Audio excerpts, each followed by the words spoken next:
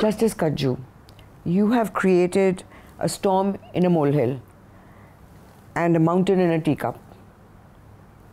Your kind of phrasing. You've alleged that 3 Chief Justices ignored an IB report that proved corruption charges against a judge who you said should not be made permanent or confirmed. My question to you is, sir, now, why now?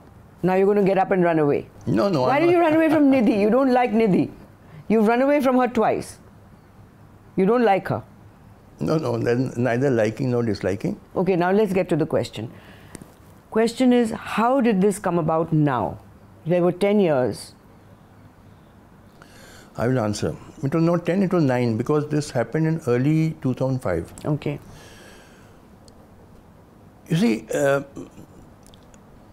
I had come to know in Madras, because as Chief Justice, one gets to know a lot of information, that this judge is indulging in corruption. And he was very brazen about it, because he had the political support of this very important political figure in Tamil Nadu.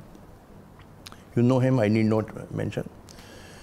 And he thought nobody... DMK. Well, he thought nobody can touch me, because this political party was in power in central government, as an ally of the Congress in the UPA government. The Congress did not have absolute majority. They depended on the allies for survival. So I came to know that from a large number of sources that he is indulging in brazen corruption. So first I wrote a letter to Chief Justice of India, Justice Lahoti, that, sir, I've got a lot of information that this judge is indulging in corruption. Please get a secret IB inquiry held. That was to confirm what the information I was getting. Then a couple of weeks thereafter, I had come to Delhi and I went to the house of Justice Lahoti, and I personally also told him that, sir, I've sent you a letter already. This judge is creating havoc in Madras High Court. So, on my request, Justice Lahoti ordered a secret IB inquiry. Inquiry was held and the report came that yes, he is indulging in corruption. That confirmed what I... So, it was not just relying on the IB inquiry, it was my information also. Thereafter, what happened, you all know. People say, why did you not reveal all this in 2005? My answer is, firstly, you must understand, I was a sitting judge till 20th September 2011, when I retired from the Supreme Court. Now, it is against judicial discipline and it is against the unwritten code of conduct of a judge that he should not go into the public domain. This is our training from our seniors, this is the nature of how we function. We don't go to the press. But I was not silent. I went to Chief Justice of India, I said, this fellow is creating havoc, please get an IB inquiry held to further confirm what I'm saying. Don't just rely on the information I've got, you also get information. And that IB report came and you know thereafter what happened. So till 20th September 2011, I could not go to the press. You know, people don't understand that there is a certain constraints on a judge. He can't go to the public domain, he can't go to the press, can't get involved in controversies. So I had to keep, so for 6.5 years I retired in September 2011. Now in 6.5 years I had also forgotten about this because so many other things had happened. How I was reminded about it was that, you know, on my Facebook page, a couple of weeks, maybe 3 weeks earlier, some Tamilians wrote that, sir, you have mentioned so many things on Facebook. Please also mention your experiences as Chief Justice of Madras High Court. Then I started writing some of my experience, and then this occurred to me. So then I put it on Facebook. It's as simple as that. Now people are making a mountain out of a molehill. That why you're stealing my line. Yes. It's molehill in a teacup. All right. So people are saying, why did you not disclose this in 2005? No, they must understand that the constraints on the judge. I could not do it. So when you wrote it on Facebook, are you telling me, now this is the kind of thing you would say to me? Yes. That, oh ho ho, you don't understand anything. But did you not realize the impact it would have, even though it was on Facebook, a social media thing? Did it occur to you that when you wrote it on Facebook, that it would blow up into this storm in a mountain? Well, I did not know it would blow up to this extent, but yes, certainly I knew that this may raise some stir, because I was telling something which had shocked me. You know, I was in Chennai and I got a call from Chief Justice of India, Justice Lahoti, who was in Delhi, that this Ashok Kumar has been given 1 year more as additional judge. But did you express your anguish to them? I could not. You must understand, I was a High Court judge, he was Chief Justice of India. I had done all that I could do. But you couldn't say to him, what are you doing? No, I could not. See, why not? He is the head of the judicial family. Certain things, you know, we have certain judicial discipline. I did what I could. And it was that is very hierarchical British style of functioning. No, you see, what I was told, what I was informed, that when the matter came before the 3-judge Supreme Court Collegium, because regarding High Court matters, it's a 3-judge Supreme Court Collegium. Supreme Court matters is a 5-judge.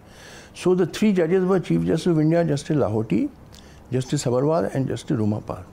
Now, Rumapal has confirmed that this happened and she supported There's something more I'd like to tell you, that this is my information, that 3-judge collegium wrote to the government that in view of the IB report and the letter of Chief Justice, he should not be continued after his 2-year term as additional judge was, and it was shortly about to expire.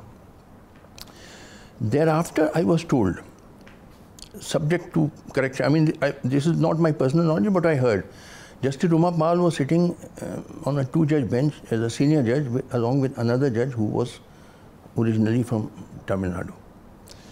And that Tamil Nadu judge told her that Ashok Kumar had been given 1 year more term as additional judge. So Rumapal said that is impossible, because I was in the collegium and we have recommended he should not be continued. But that judge said, no, this is my information, he has been given another 1 year term. Then Rumapal went to the Chief Justice of India. Then what is this I'm hearing? Lahoti said, oh, you see, sister, there would have been a crisis and this. And this is my information. So it may or may not be correct. Because twice the 3-judge collegium had written to the government of India that this man should not be continued. If this decision of the 3-judge collegium was to be changed, it should have been changed by the same 3-judge collegium, not by CGI alone. But Lahoti alone, without consulting his 2 senior-most colleagues, he wrote a letter to Government of India to give him 1 year more as additional judge. Now, this is again something very improper. How can a single judge overrule 3-judge committee? But he did. But I can't get my mind around the fact that Rumapal and you just took it. Why couldn't both of you have gone to him and said what you've done is wrong? Rumapal did. She, as I told you... She did. Then why didn't you? He should have felt some pressure. A Supreme Court judge, I was told, this is my information, Rumapal went to Chief Justice of India when she learned from that other judge with whom she was sitting, who informed her that he has been given here one more year as additional judge. She went to the CGI and said, what is this? And his sister. He said, yeah, sister, there would have been a crisis. And this is what I am told. So, maximum we could do, we did. See, you must understand certain things we do inside the system. We try to check wrongdoing inside the system. But at least as long as you are sitting judge, you can't go to the press. Yeah, but then you weren't able to actually check the wrong things. We tried our best. Everything one may not be able to do. Were there any other instances such as these where another judge was appointed because of political pressure? I can give you large number of instances. I have given you just one instance of one judge. Let me give you one example. There was a lawyer in Madras High Court called Kannan. When I was Chief Justice, he used to appear often before me.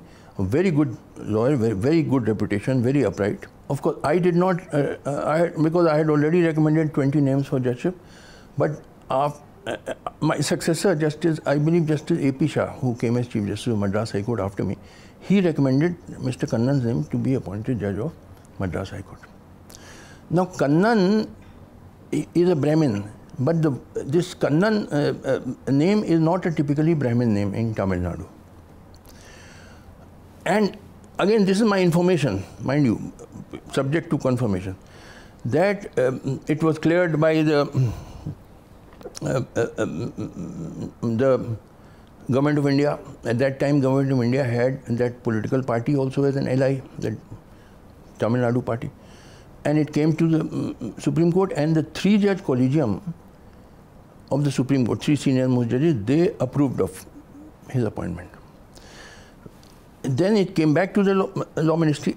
At that time, this political party woke up. Oh, he's a Brahmin. And they started making a big fuss that, oh, there are so many charges against him, allegations against him, how can he be appointed? But the Supreme Court had already approved him. And thereafter, under the judge's case, the government has to accept. Once they can return it once, but second time they have to confirm. Now again, see again the improper compromise which was made here. Evidently, the Chief Justice of India must have discussed with Law Minister. This is my guess. I don't have personal knowledge. And via media was worked out. All right, since the Supreme Court Collegium has approved his name, we will appoint him, but he will be sent to another High Court. So he was sent to Punjab High Court, where he is still a judge. And he has a very good reputation. You can ask anybody about Justice Khanna. The point is, you were a Chief Justice of the Madras High Court. This was, I think it was Justice A.P. Shah. It was done after. You see, okay. I had come out of Madras. Okay. Justice A.P. Shah. But you heard that this happened. I heard. Yes. And the point is, when everybody else, Tamilian lawyer is being appointed judge of Madras High Court, why have you singled him out and sent him to Punjab? Is it not another instance of succumbing to political pressure? Because again, the UPA government was in power. This Tamil Nadu party, which was in alliance with the Congress, put pressure on the Chief Justice of India.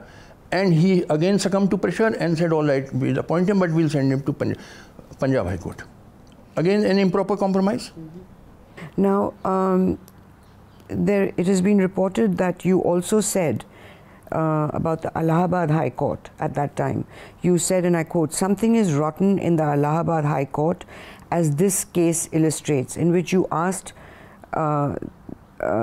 that appropriate action should be taken against a particular judge where you perceived there was corruption. Yes. What was that about? There was a case where this judge, he was sitting in the Allahabad bench. Allahabad High Court has the main bench in Allahabad and another bench in Lucknow. That case pertained to the jurisdiction of the Lucknow bench. The cases arising from the former state of Awadh, district of Awadh. They cannot go to Allahabad bench, they have to go to Lucknow bench. It was a case arising out of Lucknow bench, which should have gone to Lucknow bench. It was filed in Allahabad, and something, I mean, I'm forgetting the facts at present, but an order which just could not have been passed was passed. So I came down heavily, I mean myself and Justice Gyan Sudha Misra. Justice? Gyan Sudha Misra.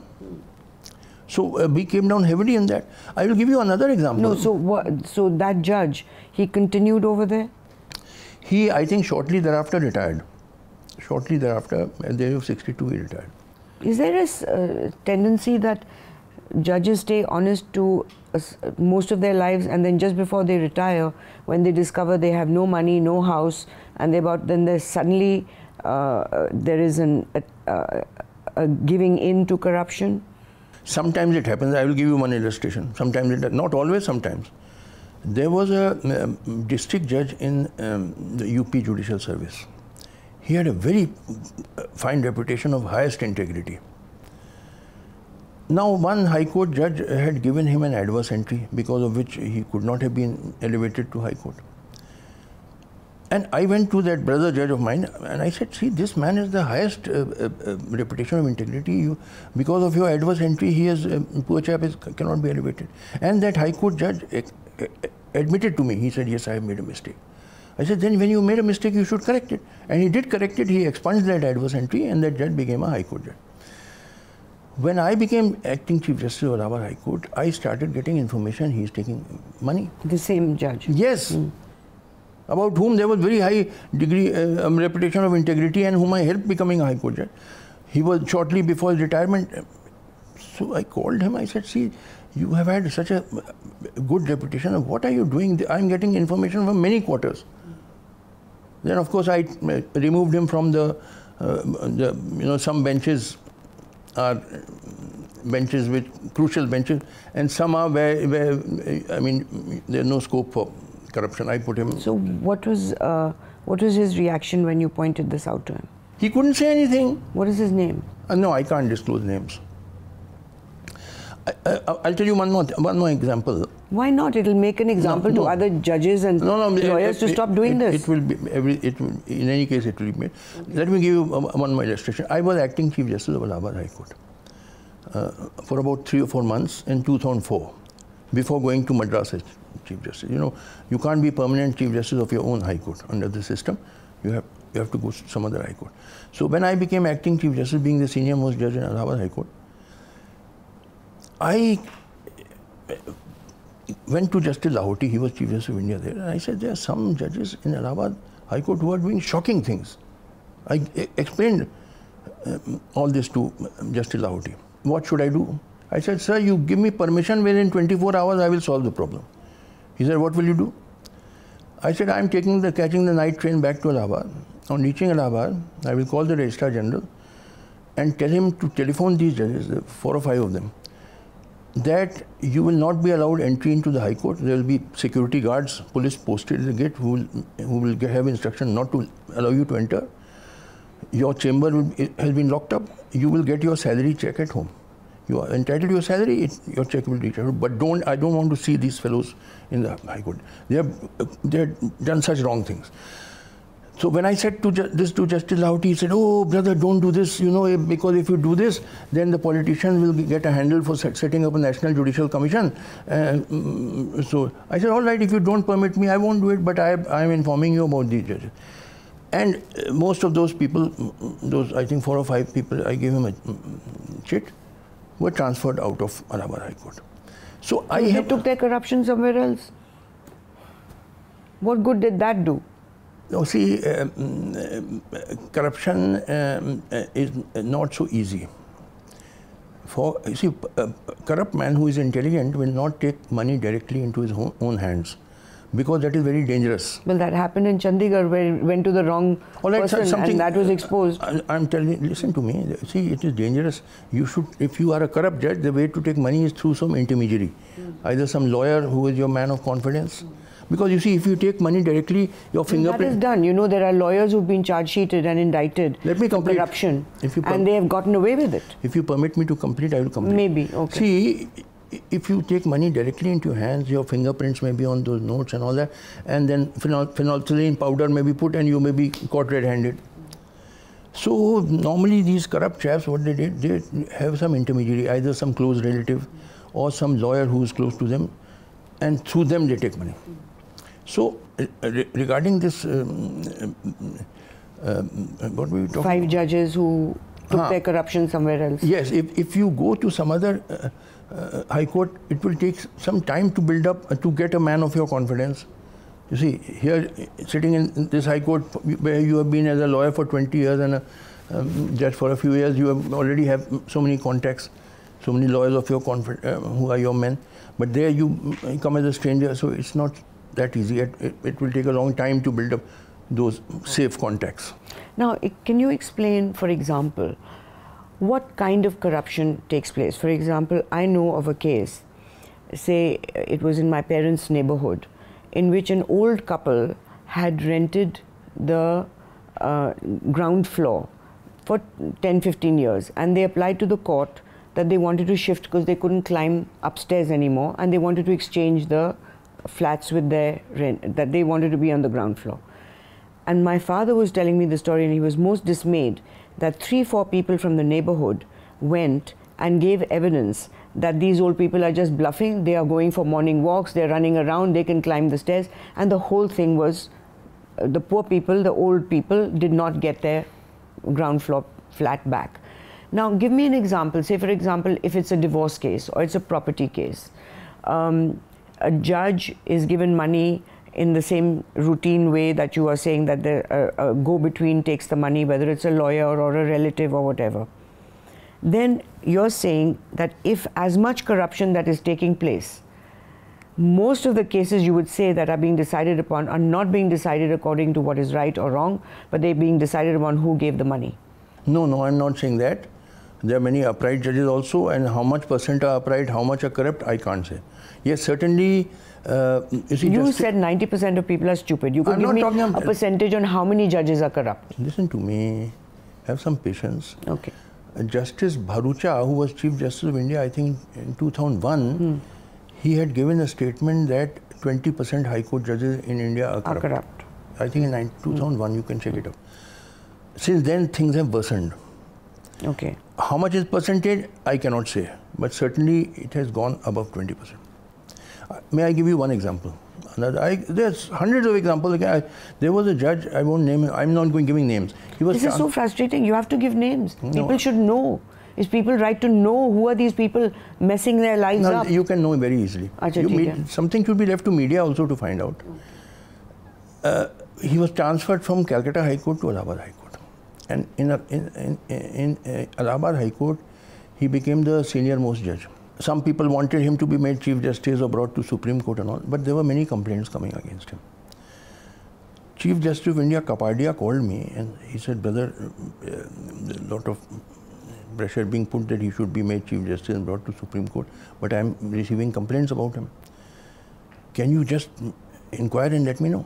I said, yes, I am going to Allahabad and I'll make inquiries and I'll come back in 2 days and let you know. Allahabad, I made inquiries and I came back to Delhi and I gave a chit to Justice Kapadia, the Chief Justice of India, containing 3 mobile numbers of persons who are the intermediaries. And I said, you get these mobile numbers tapped by your intelligence. And after maybe a month, Justice Kapadia spoke to me. He said, brother, what you have said proved to be correct. One person was from Calcutta, I forget the name. One person was in Allahabad. Some person from Allahabad, he had an office on which there was a board, outside which there was a board in which it was written legal options. Aha. Options, yes, legal options. And he was also an agent. So then what you said was transferring is no solution. No, 1 minute. Because in every court that he's transferred to, he'll create his own system. Let me complete, if you permit me to complete. Okay. Having received this information from me and having got it confirmed through intelligence, these 3 mobile numbers in which his conversations with his agents must have been tapped, taped. Justice Kapadia should have called this senior judge and asked for his resignation. Otherwise, he will send the matter to Parliament for impeachment. This is what I would have done had I been a Chief Justice of India. But for whatever reason, Justice Kapadia did not do it. Of course, Justice Kapadia did not make him a Chief Justice of any High Court and did not bring him to Supreme Court. And he retired maybe about 6 months thereafter. But had I been the Chief Justice of India, I would have straight away called the judge and said, resign immediately, otherwise I am sending your name to Parliament for impeachment. 3 mobile numbers on which all this conversation tapped of these 3 agents through whom he was taking money. So there was solid proof and no action was taken. Yes, that's what I'm saying. See, people say, why did you not, now you will say, why did you not expose this at that time? See, certain things, so many things, now I know of 100 things. Now, whenever it occurs to my mind, I tell to people just like I'm telling you. I've told you about Kannan, I've told you about this judge who came from Calcutta to Allahabad. I can give you so many examples. Give me one more. Related to a Delhi court.